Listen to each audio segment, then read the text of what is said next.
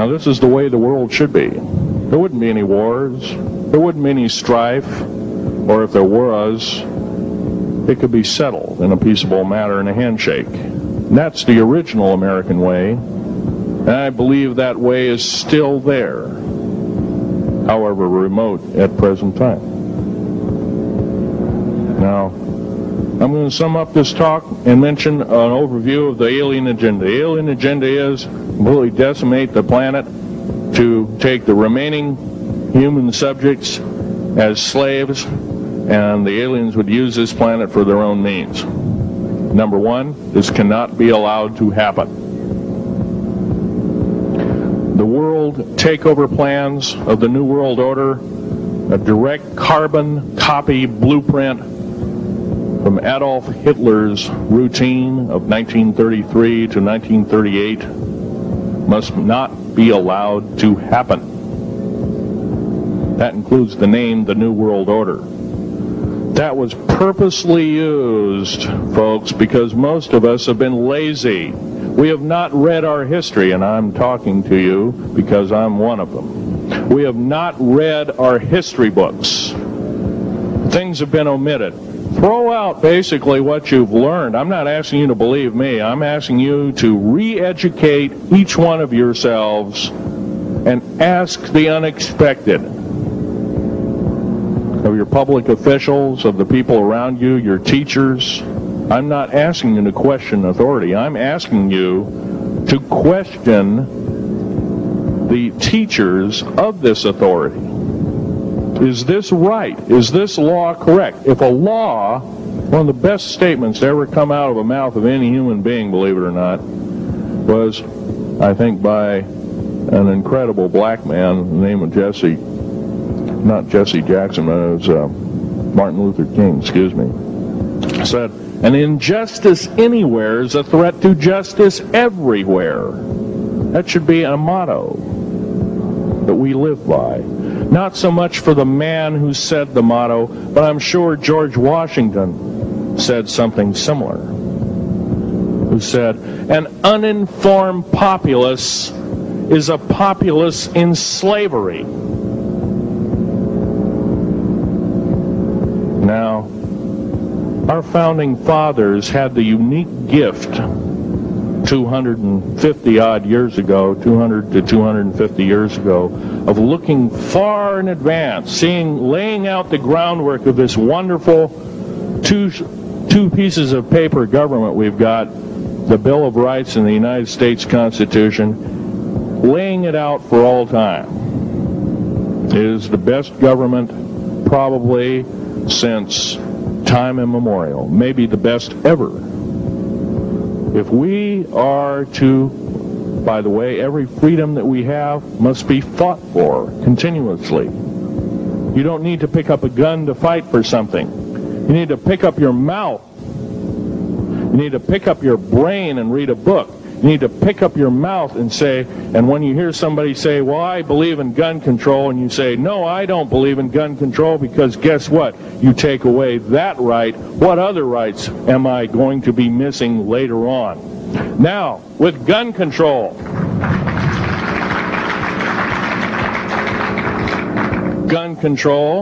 there's a certain few people, generally a 1 to 2% minority of people, that are totally irresponsible, criminal, use the gun improperly, etc., etc. I'm not talking about those kind of people. There are always going to be those kind of people, at least for the foreseeable future.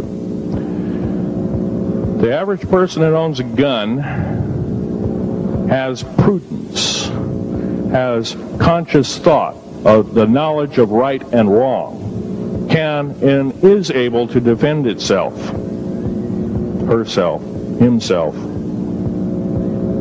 against foreign and domestic terrorists, so to speak. Now, gun control is an attack on your rights. If it is allowed to fully comply and go through, all of your freedoms will be removed within a 10-year period after the last element of gun control. So the attack of any right, or the removal of any existing right, is an attack and affront on every one of us in this room and should not be tolerated. That's that part of the talk. The overview is about underground mountain bases. All of them should be made public. In future talks, I'll be giving latitudes and longitudes of every single one of these bases. I've already written a manuscript at the publisher as we speak.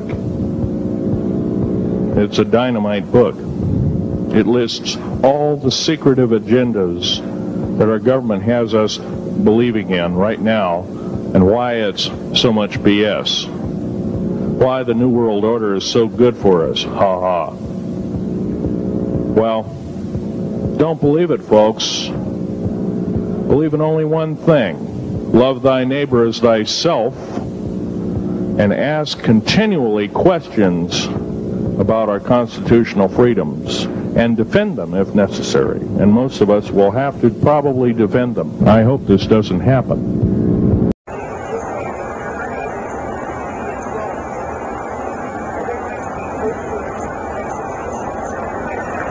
Well, the lady asked with the slave labor camps, the old, the infirm, the handicapped, are they going to be executed, and will there be executions? You can bet your bottom dollar there actually will be these things. I wish I knew more, but I don't. I've had my own agenda to kind of keep up and talk about. But other than that, yes, I would imagine so. If you look at all the 39 prison camps that are presently built, and they're called boot camps, by the way. And of course, these new trains that they have that have 143 shackle placements per train, they're a scary thing indeed. You know what they're called? They're called United Nations Prisoner Transfer Cars.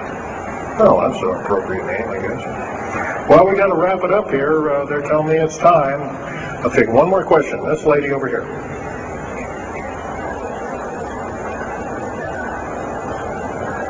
They don't brainwash you. How do they brainwash 18,000 people that are working?